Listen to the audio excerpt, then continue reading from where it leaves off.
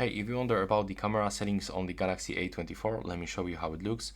So here I can find all the settings. We got scene optimizer, shot suggestions, we can scan QR codes, change swipe shutter gesture button to take the burst shot, create the GIF. We can also turn on and off the watermark and customize it, for example by adding date and the time, changing font, on changing the place of this watermark. We can also turn on high efficiency pictures. We can save selfies as a preview. The same with the videos. We can turn on and off the automatic FPS.